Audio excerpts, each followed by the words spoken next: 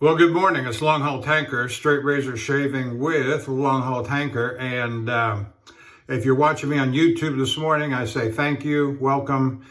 Hit the like and subscribe button. Drop a comment if you so want. And go on over to the Shaving Candre, www.theshavingcandre.com. And I will put a list in the description of some of those folks over there that do shaving videos that I like to promote from the Shaving Candre. Now, as to the equipment this morning, I forgot to say the date and time. It is Friday the 13th, 2023 at approximately 11:20 a.m. And I've got some load news for you, and I'll get to that in a minute. But let's do the equipment first. And so the shave this morning is kind of a dedication, homage to Scuttle Soap, Brian, over at the Shaving Candre. This is going to be a little bit about a couple of the Christmas gifts, Rudolph gift exchange. And so, what was... I'm working off of about 36 hours growth. I did have a shave 36 hours ago off camera, and I used the same equipment that I'm going to use today, except for the soap. But the brush and the razor, that's the thing I'm spotlighting today. And I'm using the Fox Cutlery Solingen razor, 5/8 Barber's notch, vintage, with very nice scales. I like the look of those scales. It looks kind of like a marble or a granite or something. It's just plastic, but a very nice razor. And if you saw the video, well, we'll come into that later, so I'll set that aside.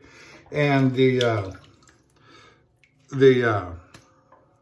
brush is the West Brushworks. It's very nice, custom made, with the colors in there, very nicely done. It's got a fan knot. It's approximately 24 millimeters, and I'm loving this brush, and I'll tell you why as we move along.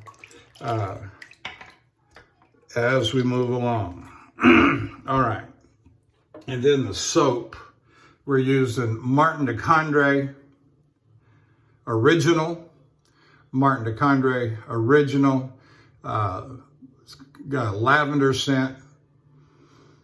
Smells like, it may also has maybe something like vetiver or fougere or something else mixed in with it, but you do get the lavender scent. You do get some other earthy-like tones in it as well. All right, let's, I'm going to do a full face shave, I'm going to do a full head shave, and I'm going to do a full refinement all the way down to the powder bomb at the end. Move my face brush. Got a little bit of coffee left in the bottom of that. All right.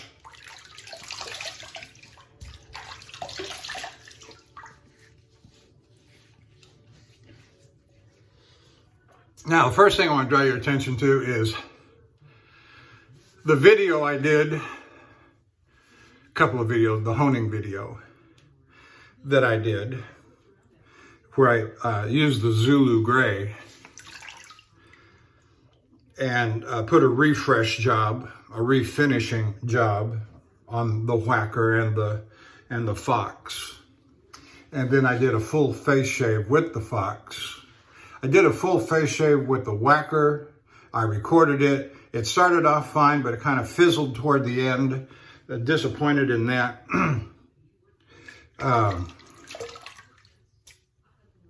And then I came back with the off-camera shave 36 hours ago.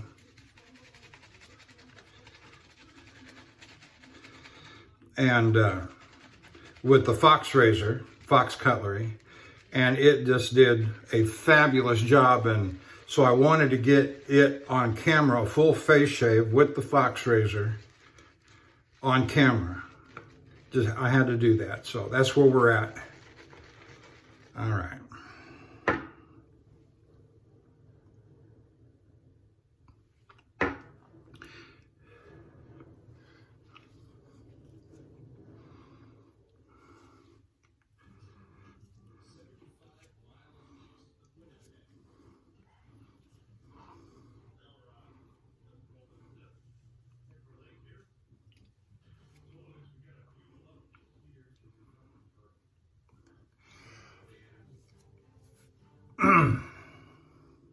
Now the brush, well, let's stay with the razor for a minute. So we did the refresh on the Zulu Grey for the Fox razor, and the shave that I had 36 hours ago. It was about 7 o'clock night before last.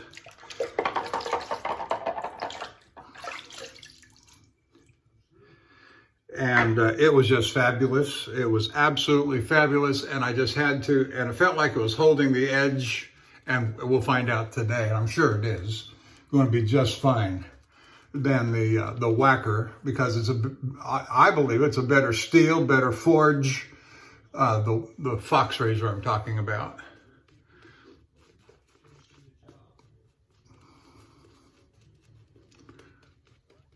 Than the Whacker. I think the Whacker has got some serious issues going on in the forging, the metallurgy, with all that staining that's going on and degradation of the edge. And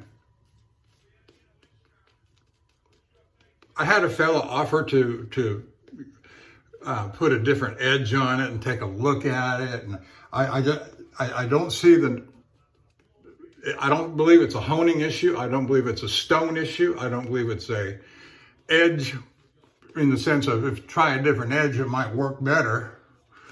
No, this is in the steel until somebody, based upon I've had 2 or 3 conversations with guys who know a little bit about forging and so forth. And they pretty well satisfied me that it's in the steel, and it's really sad. It's unfortunate. I may very well take the Whacker out of rotation and replace it with this Fox razor. I store all of my, I say store, yes, store. I store all my razors in leather roll-ups. And I have 3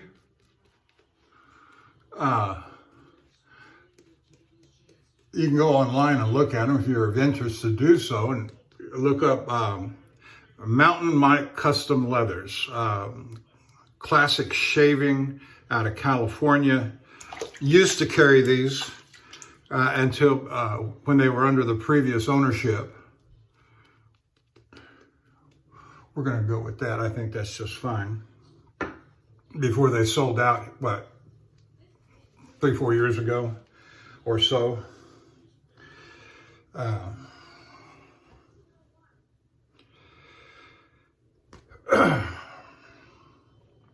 And then the other ones are the Thiers Assard leather roll-ups that you can buy anywhere. Generally, they come in black and brown, and I've got the brown ones. And I never show them when I'm on the road, but that's where they sit. I put when I'm done shaving, after every usage, I strop. I've got here at the house, I've got a real nice Candre 80,000 3-piece strop. I also have a they're a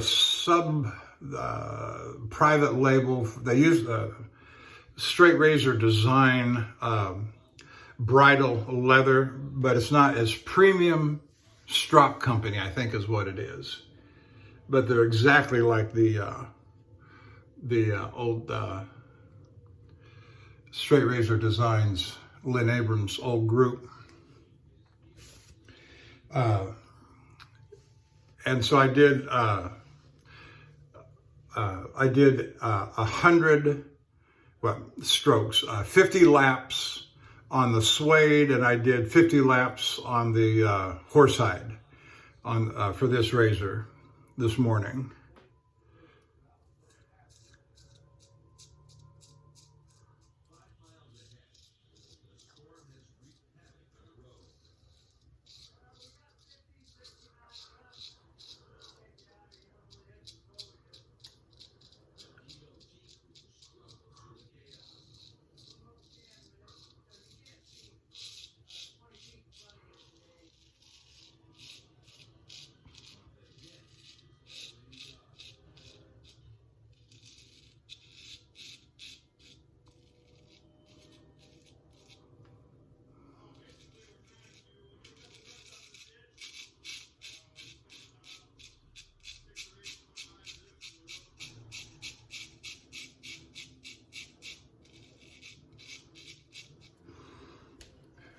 Right here, just below my goober, I've got some serious old man whiskers in there.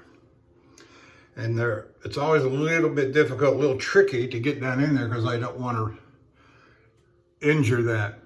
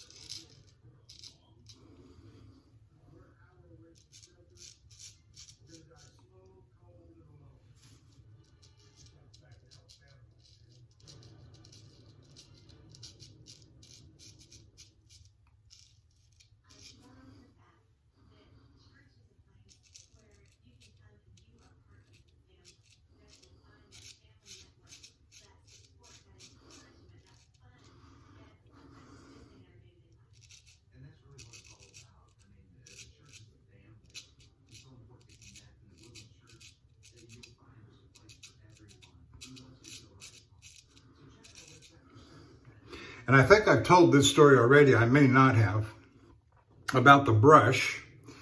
As I like to do, when I'm in the truck, even when I'm at home, I have a brush, one of my brushes near me almost all the time. And I frequently will grab it and start rubbing it against my face, rubbing it against my wife's face. And I just have fun with them.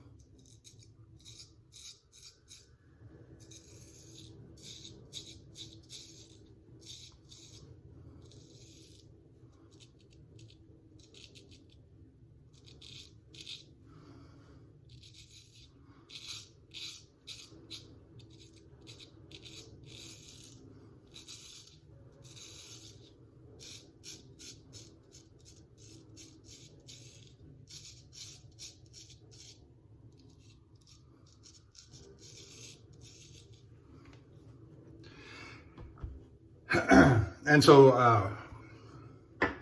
I don't remember if it was last week when I was coming home from my previous load or here at the house, but the knot popped out. And upon closer examination, it looked like it had never been glued or epoxied in.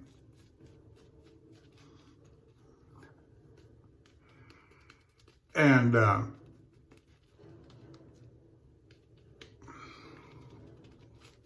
so it popped out. So that was one of my projects to do earlier in the week after I got home, is I wanted to re-epoxy, or as I examined it, it looked, there was no glue, no epoxy, nothing on it.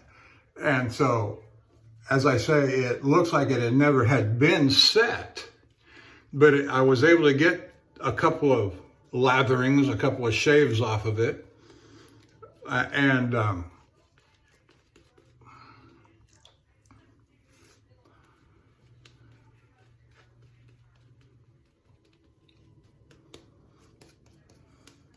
And then it popped out.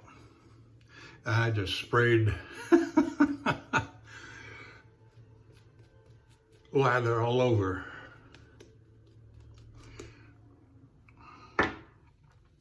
Well, that's all right, because my opinion was, and again, just my opinion, that it was set too low, and it made for a short loft, and it made the brush feel very bristly, very prickly. And so I got to reset it, and I raised it up a good little bit.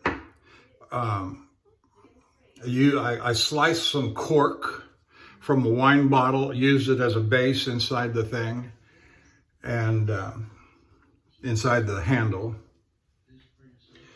And now that the epoxy is dried, and this is now the second or third use of it since I've reset the knot, it's working beautifully. Very much I get the splay out of it that I want.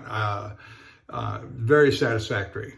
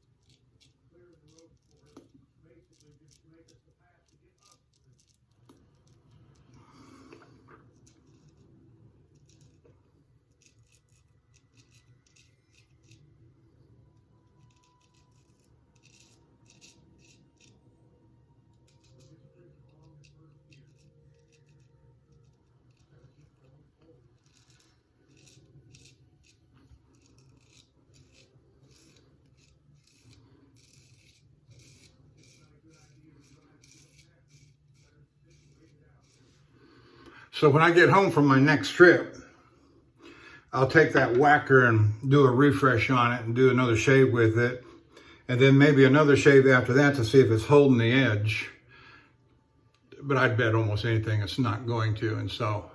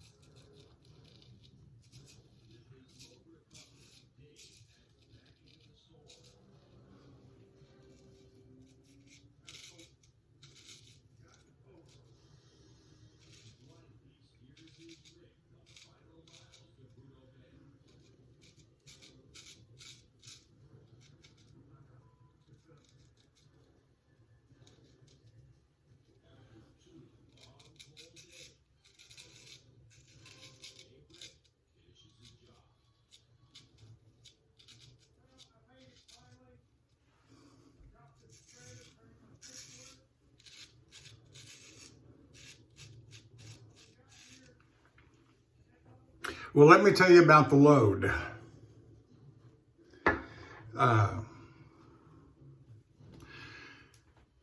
Yesterday morning, I guess it was maybe, I called into dispatch, and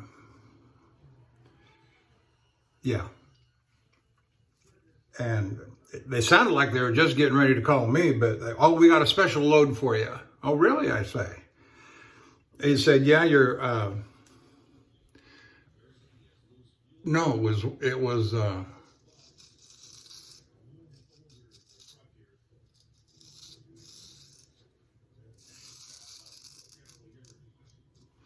It must have been Wednesday, because he called and then the load was bumped 24 hours. So that's what made me call back in yesterday. He said, yeah, it's been officially bumped. It's getting loaded on Friday this morning at 10 o'clock.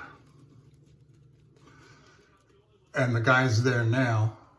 He's over in Port Arthur, which is an hour and a few minutes away from Houston and our terminal yard.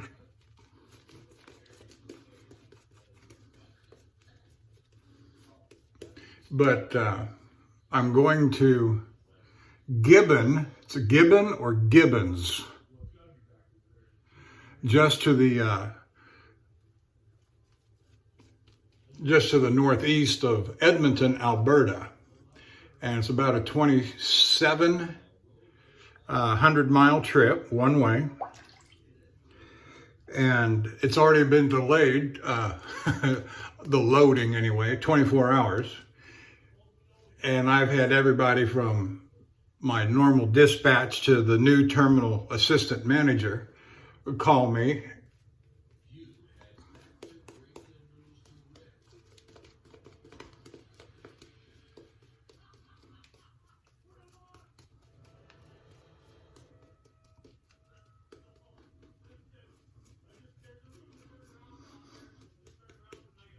And so I called back in to reconfirm some of the numbers. It loads today at 10 o'clock, and now it's well after, it's almost noon. But they're not expecting the trailer back to the yard until 4:30, so I'm not even going to attempt to leave until I'll go down to the yard tonight and get a good night's sleep in the truck, hook up to the trailer, be ready to go. I want to do a good pre-trip inspection. They're going all that way up there in cold weather, and the weather's supposed to be good all the way up. York, Nebraska, North Platte, Nebraska, Sydney, Cheyenne, Billings, and Great Falls. Cold, yes, but no snow for the next 7-day forecast.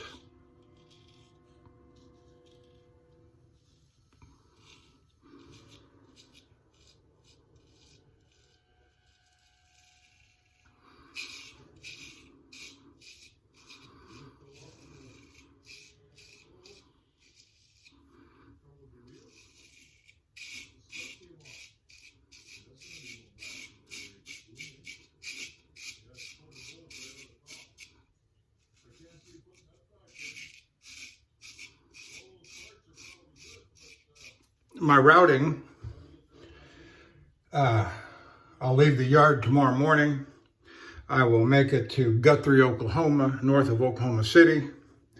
From Guthrie to Sydney, Nebraska, which is about 9.5 hours.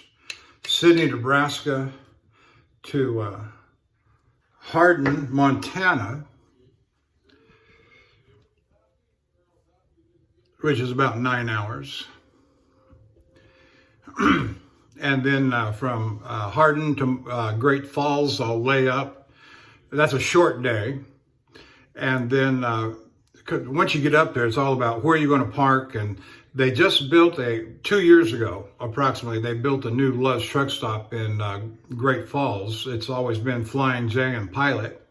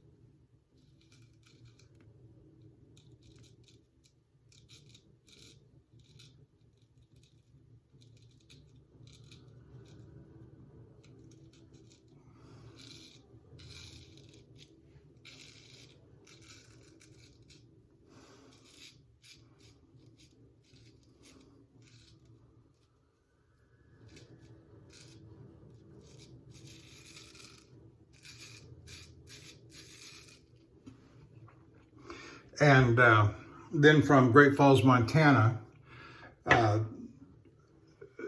to Edmonton, one of the truck stops there. And that puts me, that'd be the 6th day. And so that sets me up for a morning delivery in Gibbons, 30, 40, 50 miles out to the northeast.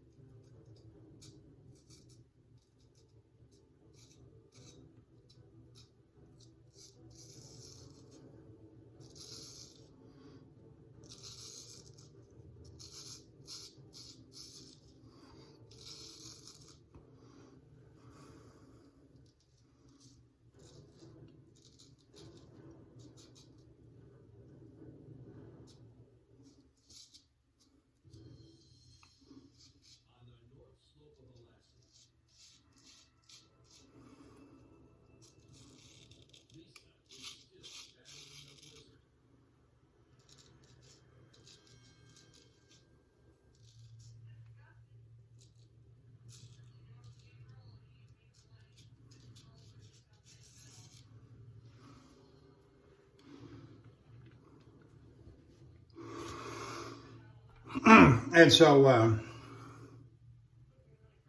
I've been to Edmonton approximately a half a dozen times over the years. Been to Calgary a lot. And so this Gibbons, which is just beyond Edmonton, will be the longest load and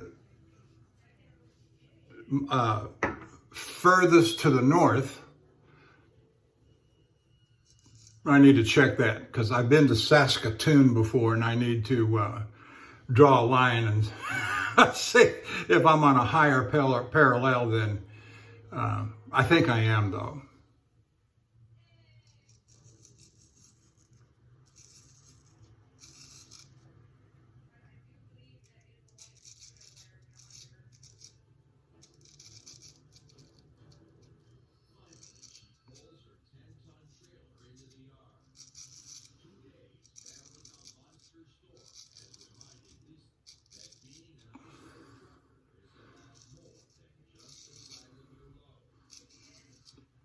Edmonton is about 4.5 hours north of Calgary. And there's a little community when you get closer to Edmonton called Red Deer. I've been there on a couple of deliveries before.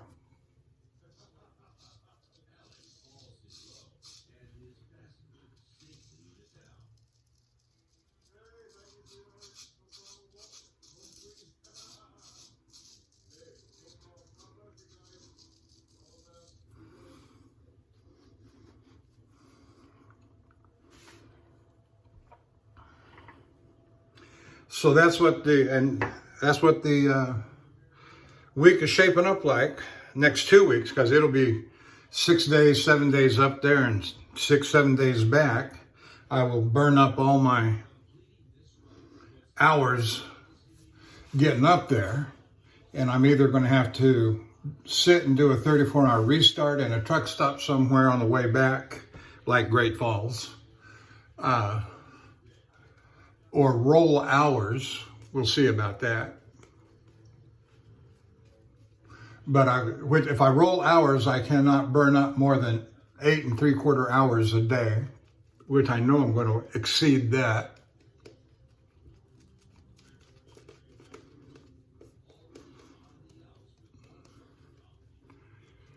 But that's okay, we'll figure it out. I'll have plenty of hours to get there and make delivery. It's just the return trip empty. I may have to slow roll or stop and do a restart. But that's the nature of our government, telling truck drivers what to do.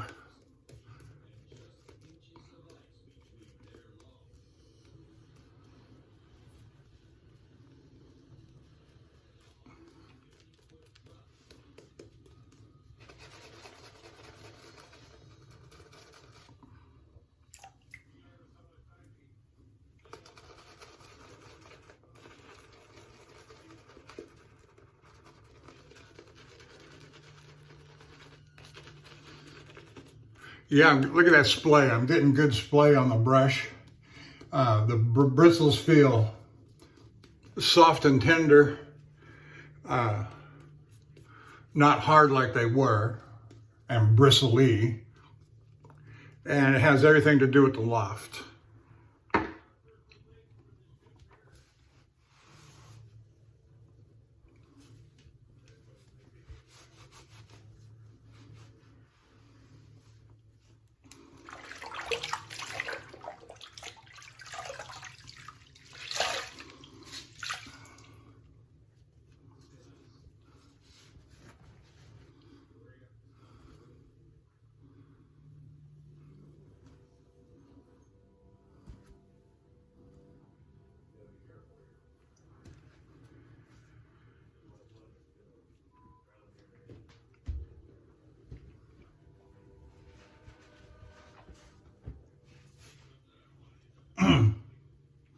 So the edge, the razor is just working fabulously.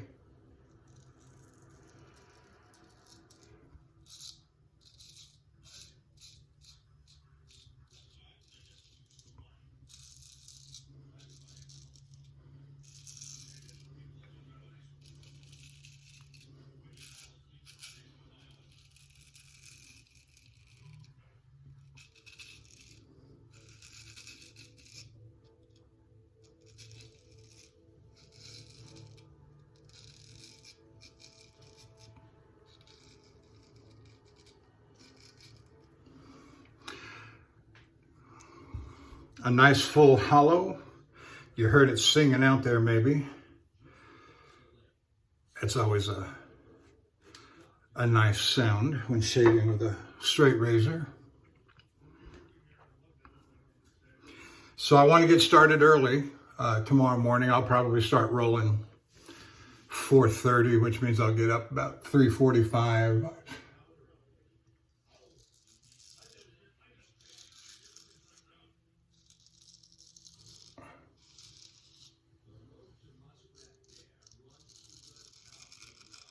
The good news is that the truck stop in Guthrie, Oklahoma has got lots of parking places, 150, something like that.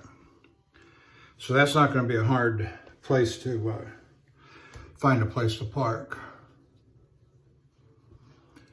And then from there, from Guthrie to Sydney. Sydney has a lot of parking places, but you really need to, it's Interstate 80, across Nebraska, across Wyoming. Sydney is kind of a major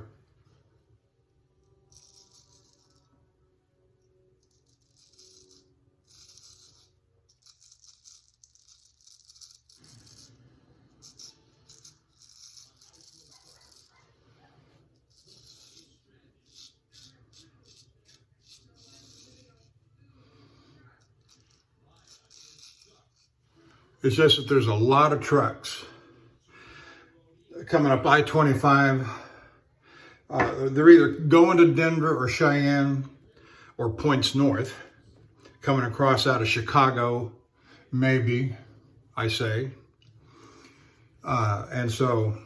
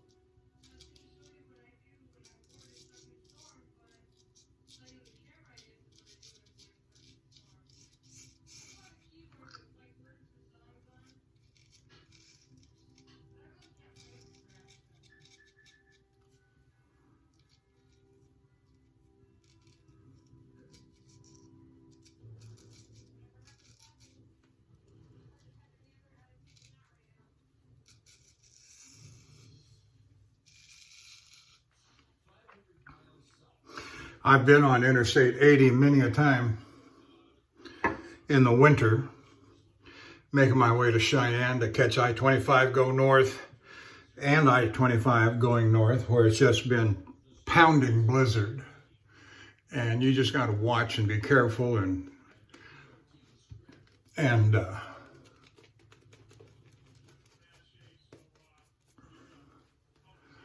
the good thing about my company is they don't make you, force you to drive in blizzard, inclement weather conditions. And they will pay you to make that decision. They call it inclement weather pay. So if you shut yourself down and call it in, yeah, we got this raging blizzard out here. Okay, keep us informed. And it's just that easy. And so I'm very happy about that arrangement.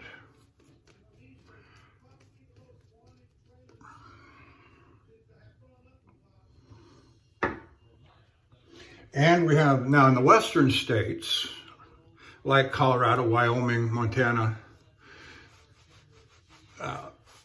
Utah, Colorado, I said Colorado, California, Washington State, 13 western states, you're required to, in the winter between September and April, you're required to carry snow chains for the truck. And I do, I have them, I keep them on the truck year round. Our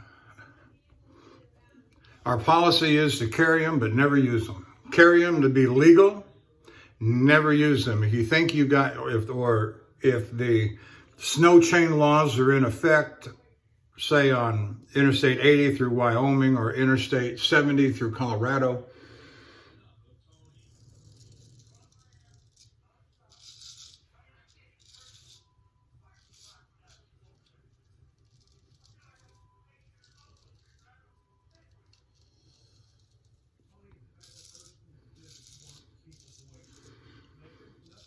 find a truck stop and pull up and call it in.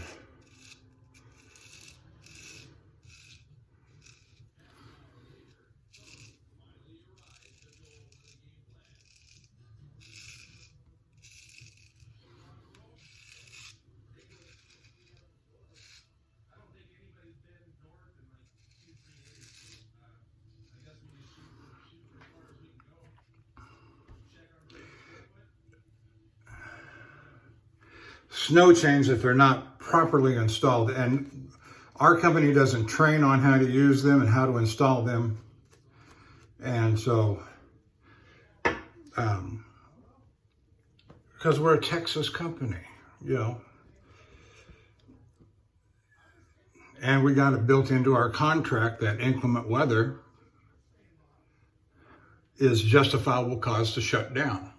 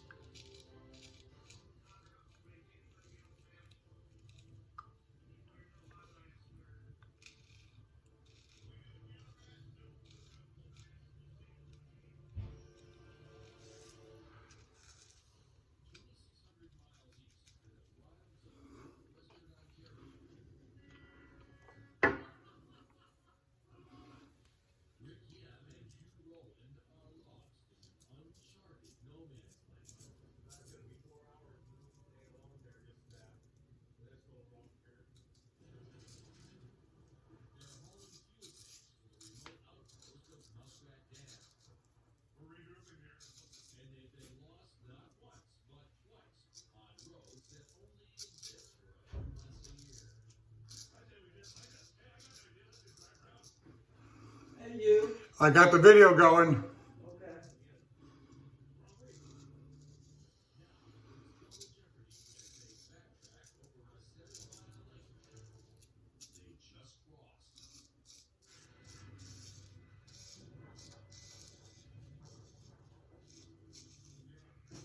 Are you on lunch break?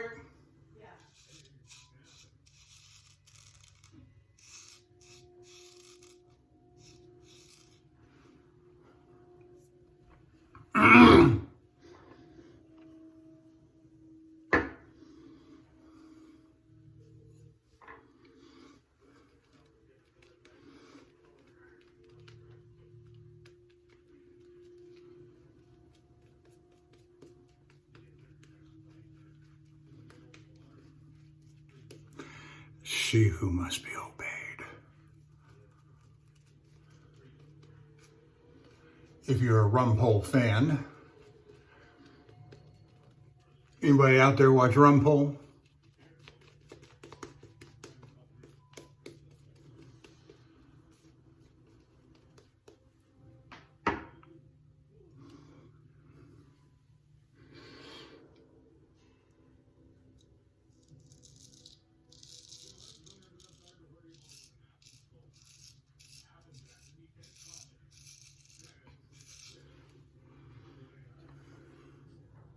Rumpole of the Bailey, old British comedy from who is that? Leo McKern.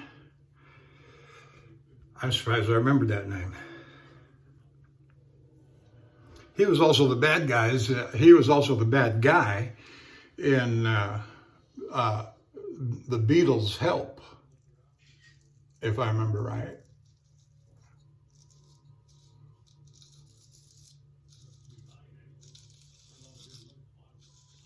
Movie I'm talking about.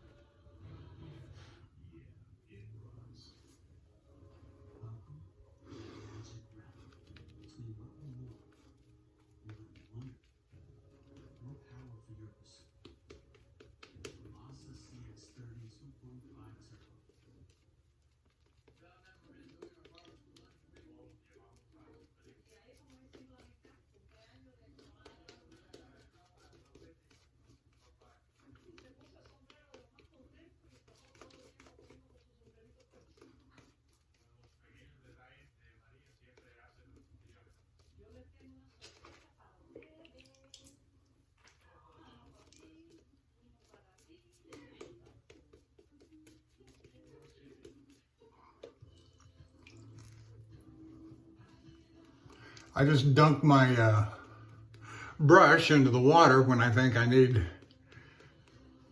more hydration.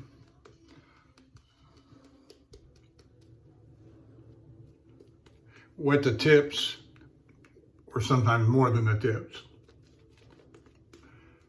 But I'm getting a nice lather. Been getting a nice lather, but this is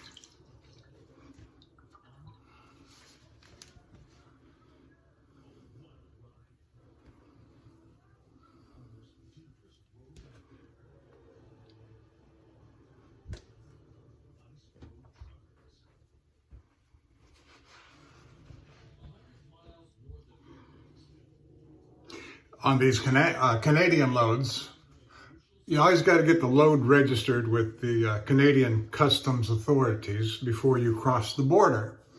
And there's paperwork involved in that I don't have to do, but I can confirm that it's being done or has been done. And I was speaking to dispatch and the new lady that's doing that work now.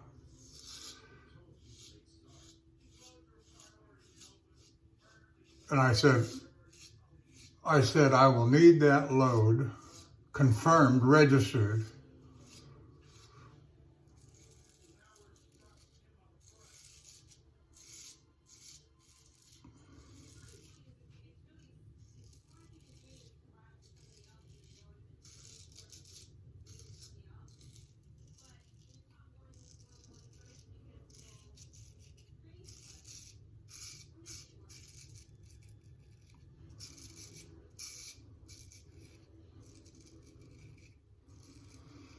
By the time I get to Great Falls, Montana. Because from Great Falls, Montana up to Sweetgrass, Montana, it's about 3 hours, approximately. And if I've started my clock and I'm driving up there and I haven't confirmed that that load is registered, I will get shut down at the Canadian border and my clock is running until it is confirmed, registered, and I'm released. Well, that's stupid. Why would I start my clock and drive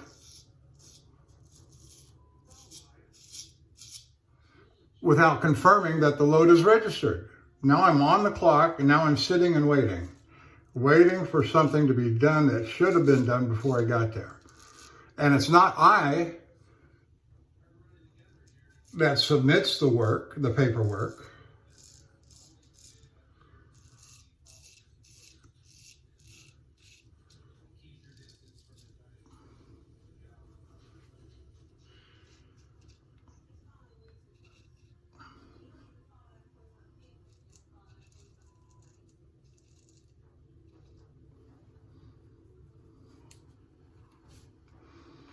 To get the load confirmed with customs, registered with customs. So I told this new girl that I'm not going to move the truck until I have confirmed and verified that the load is registered. Oh yes, I understand. Okay. And I explained the scenario, how important that is. And she said, you know, I had that happen to me last week. Welcome to the ball game.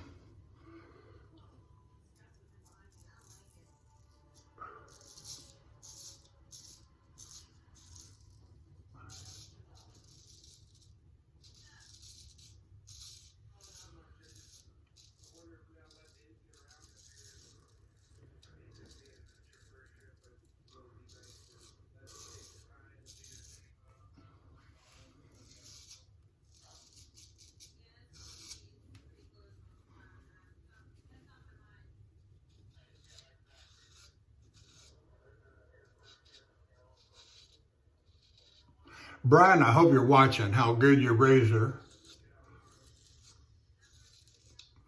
the razor, it's mine now, baby.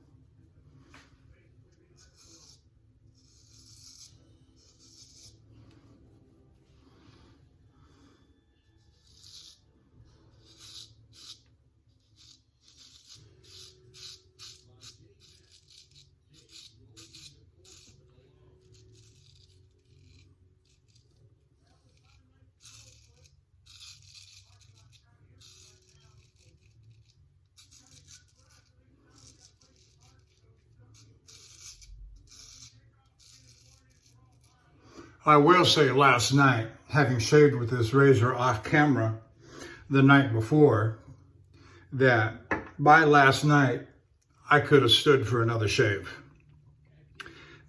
Which is characteristic of, in my opinion, in my experience, that's a better way to say it. It's not just opinion, it's my experience. That when I hone my razors up on natural stones, good edges. I'm not criticizing that at all. They'd be criticizing myself though, wouldn't it? That I need to shave again within 24 hours or thereabouts. So I could have shaved last night. My face was calling to me, you need to shave. Every once in a while, my wife will lean over to me and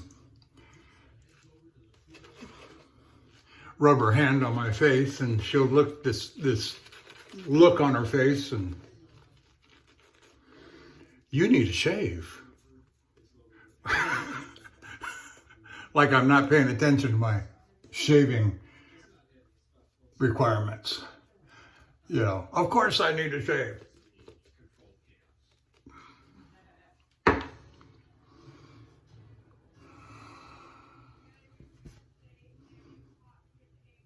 This Martin de Candre is just fabulous stuff. You ever get a chance to buy one or all of them? And they're not cheap. They're about $70 a jar.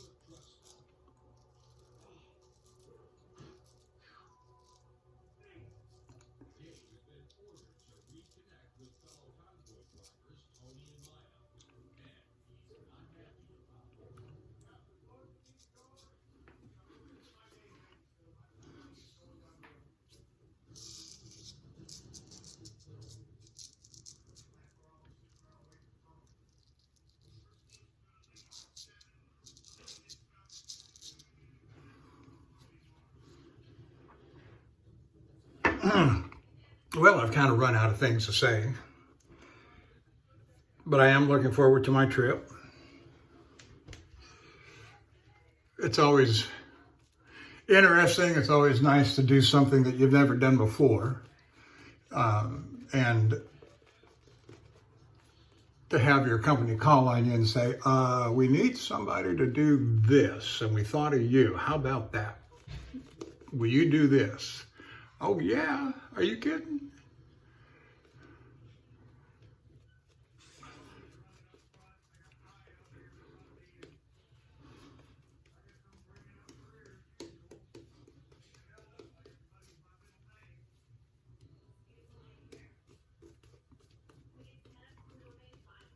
You know, it's interesting. I've driven on snow and ice in the wintertime for the last 10 years in some awful conditions. Worst, but not by no means the only such time, was blizzard, snowpack roads, minus 32 degrees Fahrenheit, with a breakdown. And then I had a similar situation. That was in North Dakota. In South Dakota, I had a breakdown in minus 25. The first one, the engine stopped running. The second one, the engine did not stop running because I caught it, you know, diesel gels, right? And even when you get diesel in a northern gas fuel station like Omaha, and you get as far as South Dakota, which ain't that far from Omaha, up Interstate 29, and the engine freezes up on you, but you feel it, chugga, chugga, chugga, chugga, chugga. Boy, I pulled in, there just happened to be a rest area at the next exit. I pulled in there. I had to be towed out. The engine was running, but it was chugga, chugga, chugga, chugga.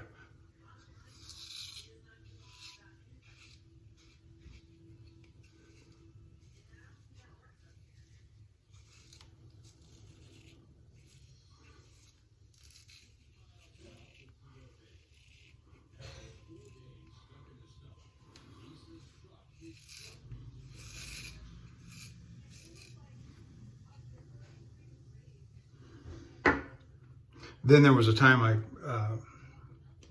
woke up in the middle of the night, stopped for the night in Harvey, North Dakota. Looked that up on a map.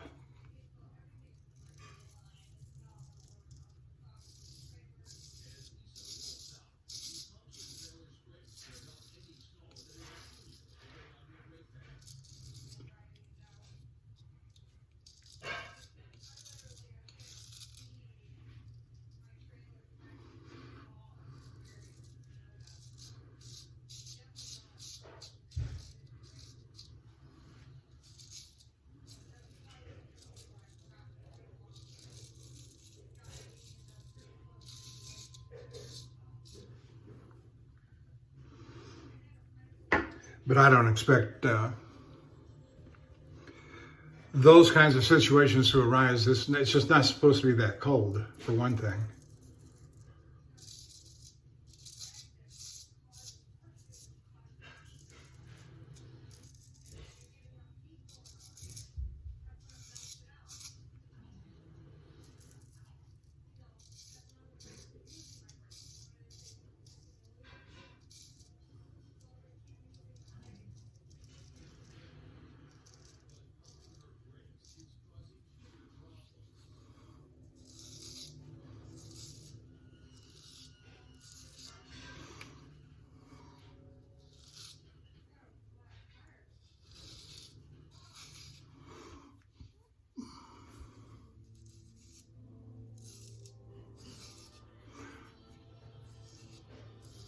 I suppose you can see some of the English I'm using on my blade, where I'm coming a little bit this way and a little bit that way.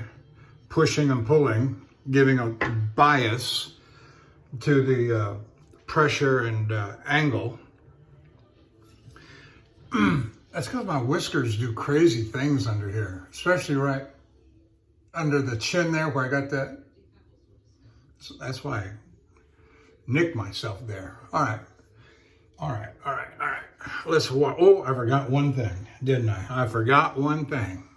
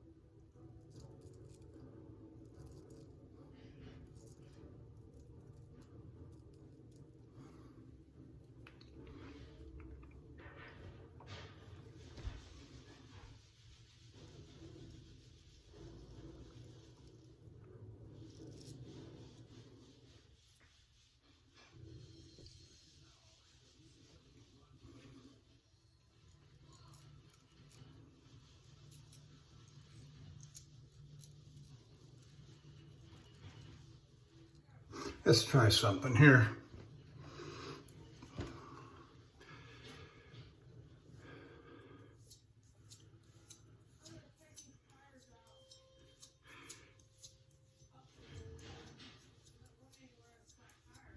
Do a little hand stropping here. See if I can align that edge a little bit for that fool's pass.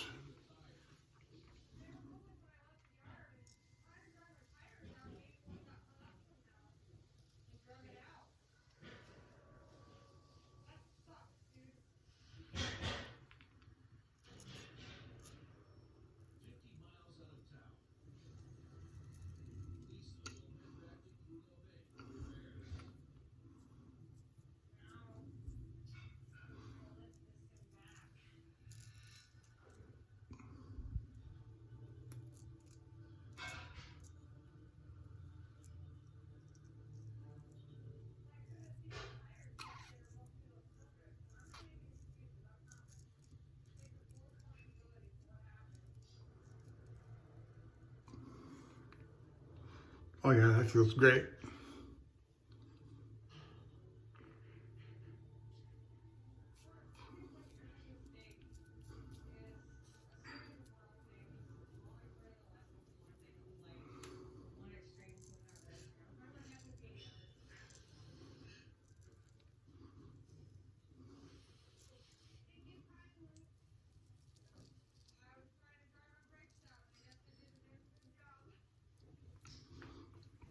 Something I think I've watched others do is that they actually, let's see here, they turn their blade around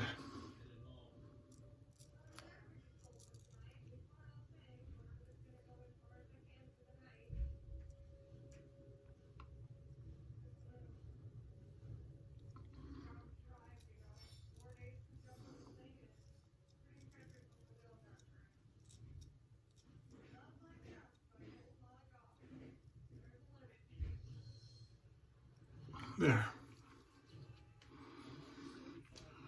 All right, let's wash it off and see what it looks like.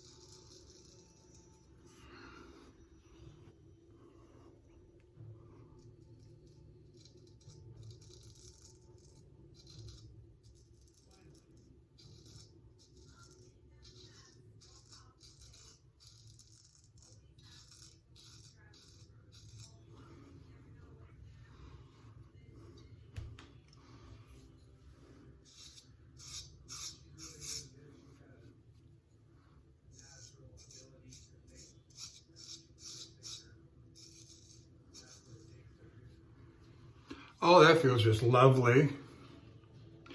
Don't like that.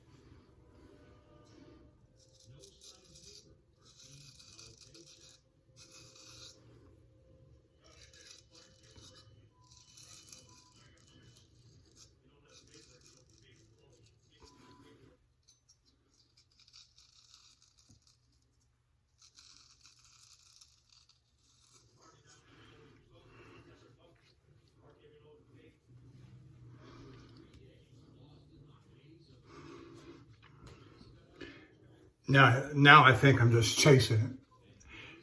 You feel these little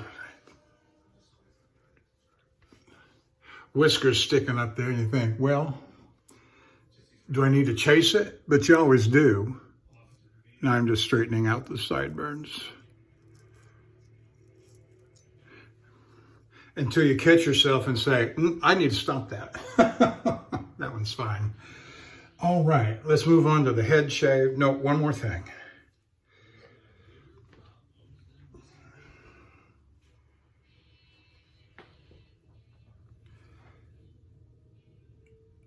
One more thing. I'm gonna change my water out.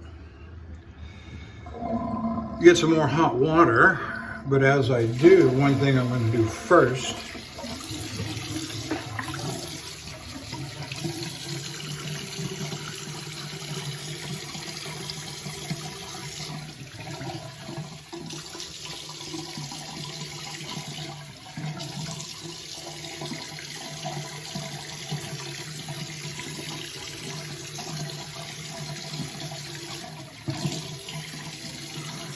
put some alum, some Osma alum.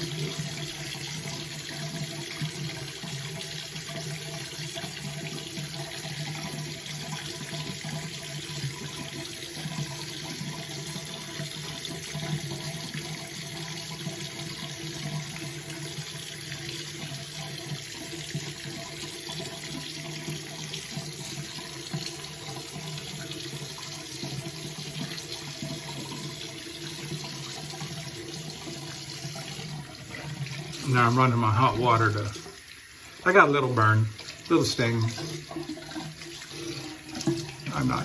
I am not worried.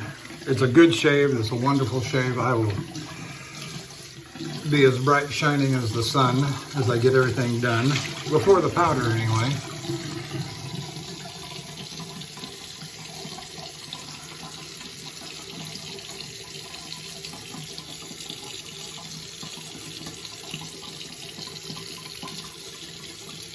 My next shave will probably be tomorrow night in Cutlery, depending on what time I get there. Which shouldn't be that late because I plan to leave fairly early.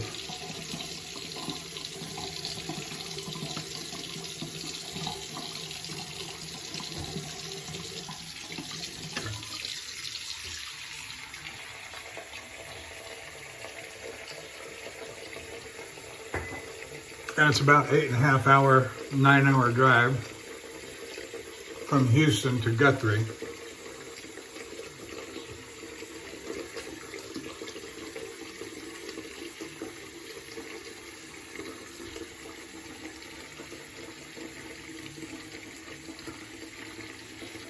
I've got everything all packed up. I've got my shave bag ready. I got my accessory bag. I keep an extra change of clothes in the truck in the event of an emergency, but largely I wear the same set of clothes all week long. I know. I'm not entertaining my wife in the truck, or anybody else for that matter. And so, if something gets smelling too badly, I just take it into the shower with me and wash it out. Usually one piece at a time, so I got something left to wear back to the truck.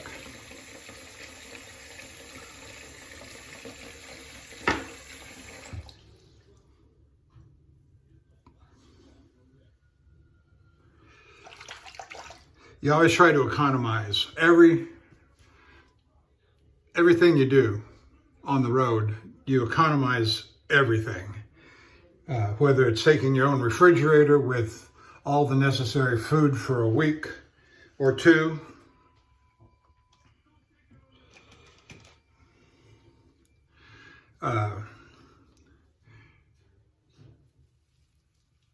you economize.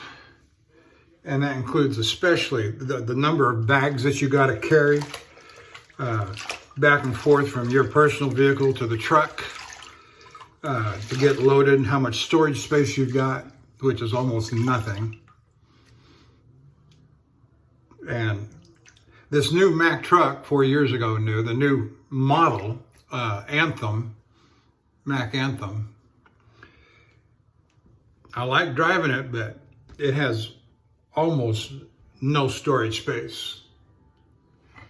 And most of the trucks in the past, you lift up the bunk, or better yet, there's a hole under the bunk that's big enough for a suitcase, or even two, or a couple of gym bags loaded with food and stuff.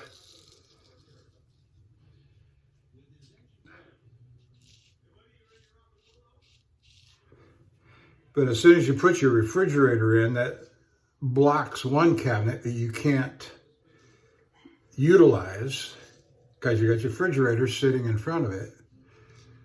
And what most of these trucking companies, manufacturers, call a refrigerator, I can get a $100 refrigerator from Walmart, college dorm size, plug it in, and it works just fine. And for $100, plug it in, unplug it, put it in, take it out.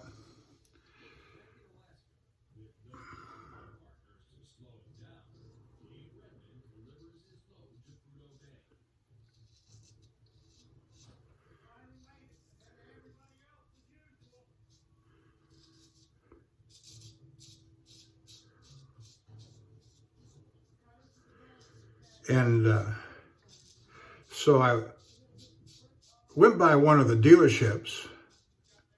I don't remember, I think it was Volvo. This would go back several years ago. Inquired about a built-in refrigerator for the truck. Yeah, that's $1,200. Why? Why would I spend that much to have a built-in refrigerator if they would just build them in such a way that they create an open spot over here where you can put in a Walmart college dorm size refrigerator? It makes no sense. Well, sure it does. Proprietary, you're going to spend your money with us, not with Walmart. And so if you put a Walmart size refrigerator into the truck, you're sacrificing something like a cabinet. You're blocking off cabinet space.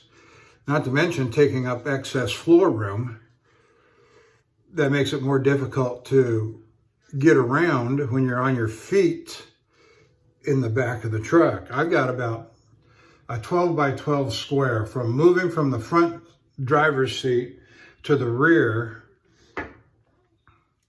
I've got about a 12 by 12 square inch space to get from the front to the rear to the sleeper, and that's it.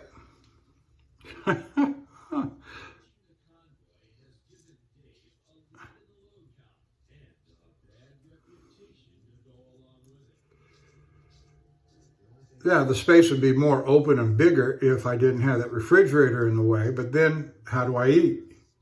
So I got to have the refrigerator, because I'm not going to eat truck stop food. I'm not going to buy restaurant food every day.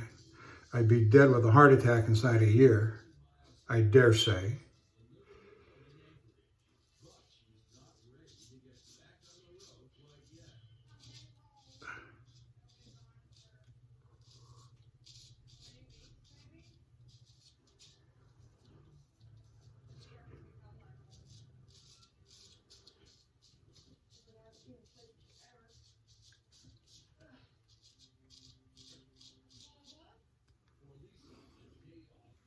I'll fix that up on the other side.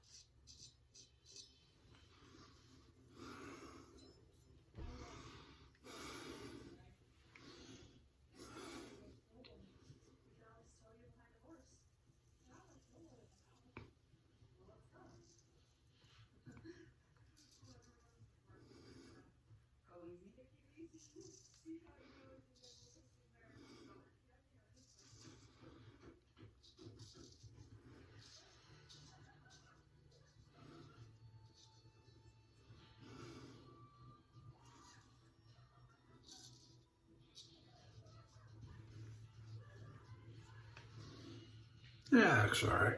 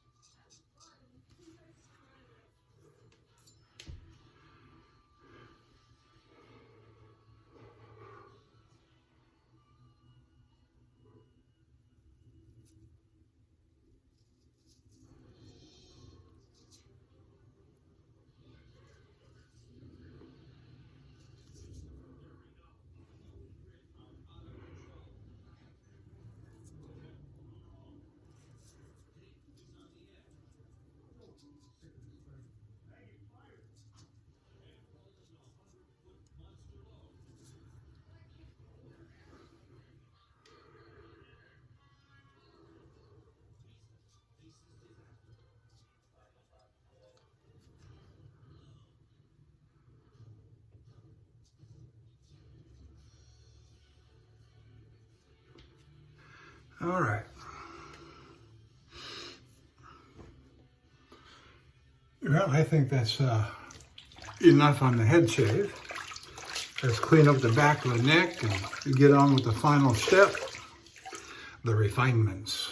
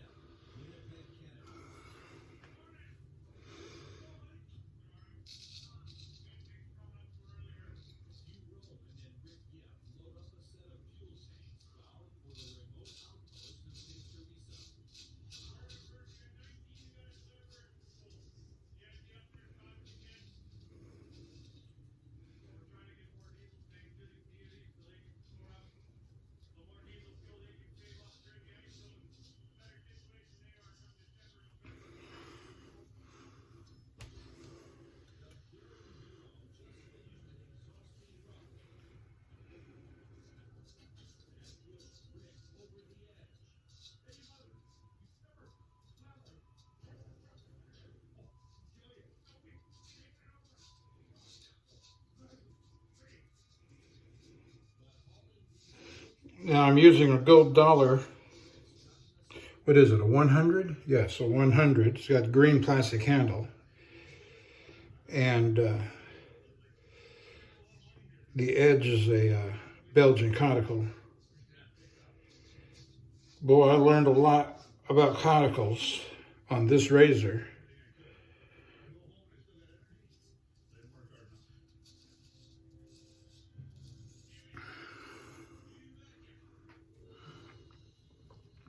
Over and over and over, you know, grind.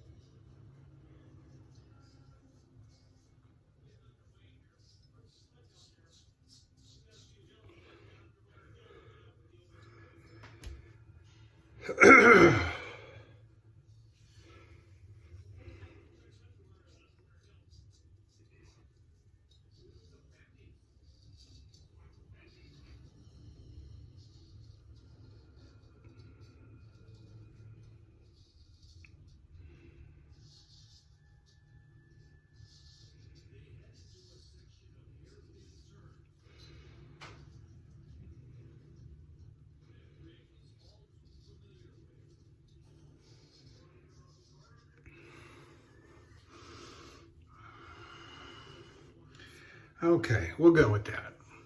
Oh yeah, that's fine. That's good enough. Well, almost.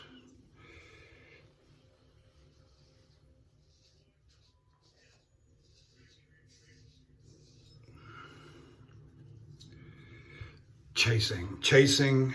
That don't feel right. That don't feel right. Gotta chase.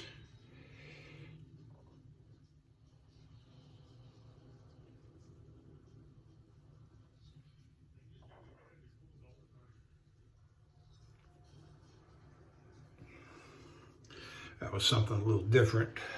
My right hand on the left side of my neck. All right, we'll put that aside. Oops, let's close it up.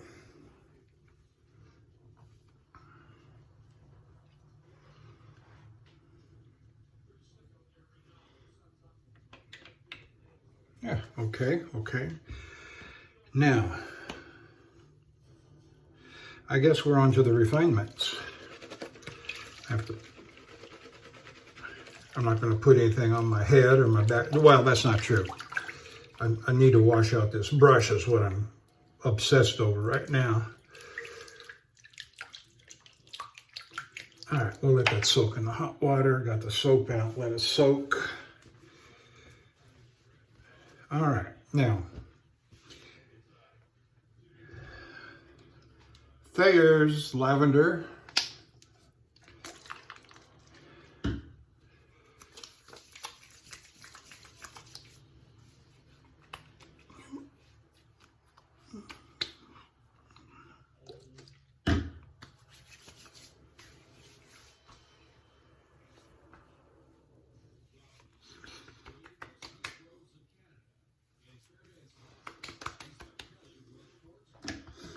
All right, a little bit of Lucky Tiger tonic. Why? Because I want to.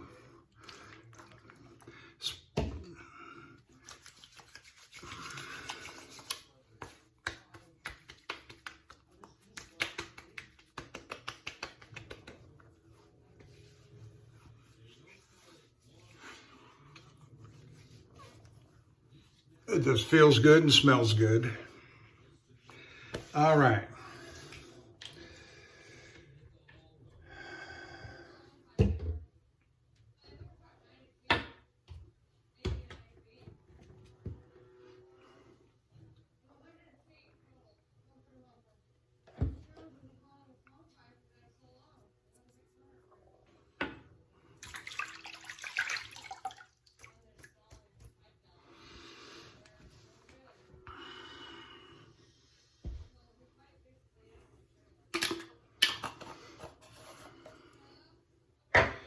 And so for our aftershave, we're going to use Lilac Vegetal, Clubman Panade. Yeah. All right.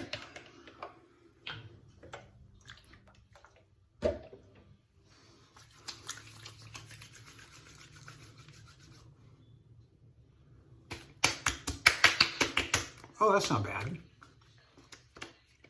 I was expecting a huge burn off of that.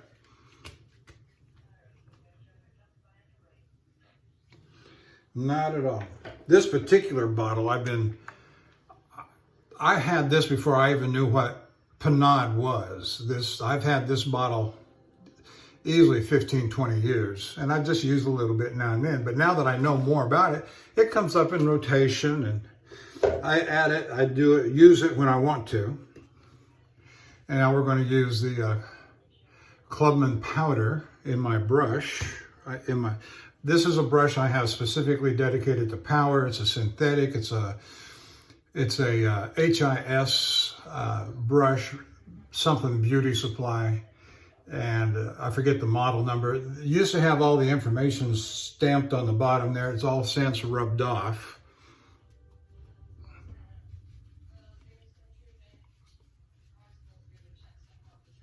Yeah, I got powder balm all over my shirt.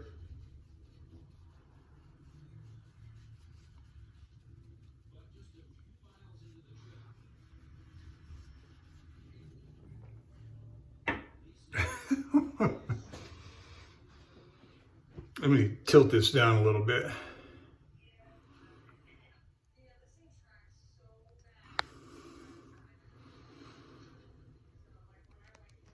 So you can see my powder balm.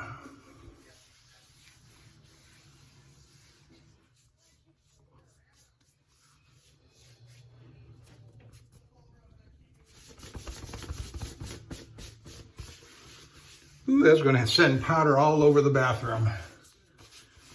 That's all right. I'm leaving home tonight.